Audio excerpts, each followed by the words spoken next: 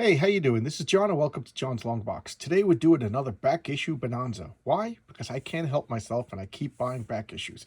These are when I buy back issues, put them in my unread pile, and then read them eventually, and then put them in my main collection. Now, this is Tales of Bean World number 2. Why did I get this? Because I have to admit I'm getting weak and I'm getting weepy or whatever, but I'm getting nostalgic. I worked in a comic book store called The Incredible Pulp growing up, and I worked there for a couple of years. And Larry, the owner of The Incredible Pulp, was a big influence in my comic book life. And he loved Tales of Bean World. And of course, I wouldn't touch this with a 10-foot pole because look at it. It's freaking weird little bean people. But this was one of his favorite comics.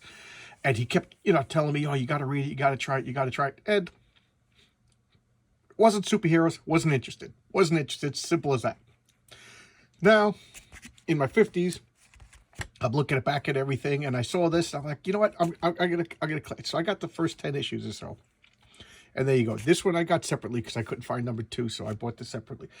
And now I'm gonna see how good it was because why not? I got the time, I got the money. I pretty much read everything that I want to. So now I'm branching out, and I keep saying I don't get new comics anymore, so I'm satisfying the new comics urge with older comics. So let's try this out. Maybe it's good, maybe it's not bad. Whatever. It was like $3 or $4. This is Captain. Oh, look at the glare because it's bad. It's Captain Savage and his Leatherneck Raiders. I bought a number 1. I forget why. I forget if somebody requested me to check it out or if I just wanted to get it. I forget. Either one of those could have happened because that's what's going on these days. People requested me to check out comics, and I'm buying everything. So who knows? But I read 1, I showcased it, and then I got up to 3. So now this is the most recent one that I have because that's how I limit myself. I buy 4, and then when I finally read this, I will buy 5. And then when I finally read that, I'll buy 6. Otherwise, I'll just buy way too many comics, overflow my basement, and break my wallet. So there you go. So that's how I limit myself. This one, I'm embarrassed to admit. One of my showcase cases, just like a couple of weeks ago, I think it was Crazy number 3, or maybe, I forget. Yeah, I think it was Crazy. There was an ad for this, and I was like, spoof? I never heard of spoof. What is spoof? Well, I'm weak, and I had to go buy the comic and check it out. So here's a Marvel Comics comedy magazine, and they are notoriously not good. At least I don't think so. So this could have been just, I don't want to say expensive, but couple of bucks wasted on money. So what is this? Is this that's not Steve Austin, the Bionic Man? No, but this is the Mod Squad, and this is what, Dark Shadows, and they're spoofing this. I don't think it lasted too long. Here we go. Here's number 7 of Conan. Can't wait to read this. Conan, I'm really enjoying it, guys. Somebody recommended it, and I fought hard against it. I showcased issue number 1, and I didn't particularly like it, but I'm really, really, really liking this now. I'm going to clear these because my easel lip isn't too big, and there we go. High Adventure.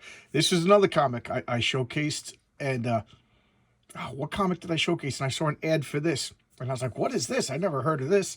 And the cover price was $2, but buying it in the back issue, I bought all these from mycomicshop.com, and I think this was like $3, so big deal. But look, it's written by Bill Mantlo. Look at all these names: Steve Perry, Steve Bissette, excellent. He did the art for the Alamo Swamp Thing. John Severinsen is a freaking legend. John Bolton, so this is going to be worth it. I haven't read it yet. Alan Zalentes, I think he did some wrote some Punisher for a while. I could be wrong. Steve Perry, wasn't he the singer for Journey? So the singer for Journey. No, I don't know if it's the same Steve Perry. I'm being silly. But how could this be bad? So there you go. All right. This is goofy. You guys are going to laugh at me. Night Vale. I got into right before I started the channel, I got on an AC Comics kick. And I bought a whole bunch. And then there was a few that I couldn't find, and this is one of the few that I couldn't find. So this is Night Vale Cult one shot. So this will be one of the last of the AC comics that I was looking for. I think there's one more Americomics that I'm looking for.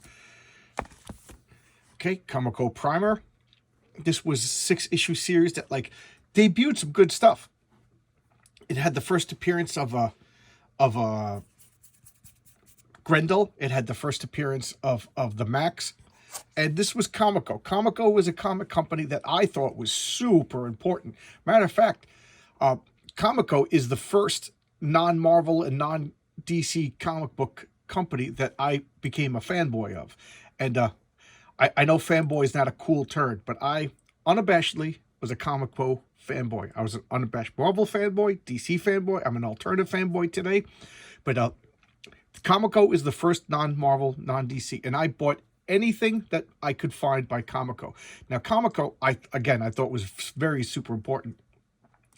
And it had Bill Willingham's Elementals comics that I thought, Bill Willingham's Elemental comics, I will say this right now, they are the most important comic books you've never heard of. They are amazing. They've never been collected. Bill Willingham gets sore and snarky and salty when you mention them in front of him, and I think that's kind of mean because they were important comics to me, and I'm sorry that Bill got screwed out of the royalties and he got screwed out of the legal rights. I had nothing to do with that. I was a kid who loved the comic books. But anyway, never meet your heroes, kid. But so anyway, Comico, this was like a 6-issue series that just like showcased or debuted other titles, and they just threw a whole bunch of crap in here and saw what stuck. And number 2 is really hard to get because it's the first appearance of Grendel, and everybody has it CGC'd, and I'm not getting anything CGC'd. For those of you who do not know, CGC comics are in a plastic slab. I actually have 2 CGCs in my comic book room, much to my embarrassment.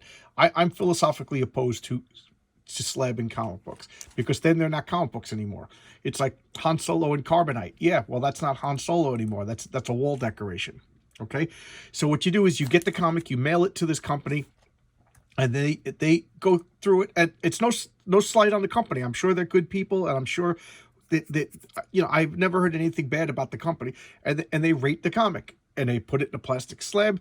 I think they take a serial number and they log it. So if your comic gets stolen or something like that, they know who it belongs to. It's all, I think, that's all on the up and up as far as I'm concerned. And then you get it back, and then you sell it for $80 bazillion, and it's no longer a comic book. You can't read it anymore. You can't smell it anymore. You can't open it up and go, this is my favorite panel. You can't show it to your friends and go, this is why I like this. It's to me, it's just like adults with too much money and nostalgia and not really love for comic books. They just have they want to do something niche, and it's I don't know. To me, it destroys the hobby. I'll change the subject before I alienate people. Okay, this is High Adventure number 5. Again, I didn't know anything about this, but how can this be bad? Look at these names. Some good stuff. Oh wow, Stacy. Oh, so every issue is different. Okay, this is Absolution number 3. I picked up Absolution number 1 by accident because I thought it was a continuation of a Christoph Gage comic book about a superhero who basically turns into a bad guy. And the funny thing is, I don't really like that stuff anymore, but I did like the first series of Absolution, so I was like, I'll try it. And then she's a criminal, but we don't know what she did. At least I don't know what she did. Maybe they'll tell you later. And she's seeking absolution by going on a reality show and like killing other criminals. So it's like it's a spoof on media attention, life, and everything. And I'm surprised how much I like it, given how I'm not really feeling this dark and moody stuff anymore. But then again, who's right? Peter Milligan is a good writer. I like Peter Milligan. His High Adventure number 2. Look at this. Englehart Smith, Owlsley. That's Christopher Priest. That was his original name, was James Owlsley. Hayes, Williamson. Williamson is awesome. Look, I didn't even know. Oh my God. I just bought this because I was like curious and it was kind of cheap. Now I'm like getting really excited. This might go to the top of my pile. Look at Andesenti. Oh my God. Look at, plus a portfolio by Sienkiewicz, Austin, Blevins, Mignola. Oh, wow. And here's number 3. Look at that. Guy's fighting a tiger. This looks awesome. All right, I'm going to clear this because of the lip. And this is the last of the bundle. This is High Adventure number 1. And these are pretty thick. These are pretty thick. I know nothing. Amazing High Adventure. Look at this. So it's, oh, you know, I just saw the title and I bought them all, and now I'm realizing it's Aztec versus Aztec versus the Conquistadors. This looks really good. I can't wait to read it. You know, I got into those Indiana Jones comics. That's something that I never thought I would get into, but you know, a subscriber asked me to showcase Indiana Jones. I only had issue #1, and I didn't. And now I said this before. I didn't collect Indiana Jones, even though I loved the movies, because Indiana Jones was a movie, not a comic book. How weird is that? I compartmentalized a lot of things in my life, and you know, Indiana Jones was a movie, not a comic book. So I didn't want to get the comic book, but I had to get #1. I'm a weirdo, and I ended up really liking it. So there you go. I'll probably end up liking this. Well, this was today's showcase video. This was my another back issue bonanza of comics that I will be adding to my collection.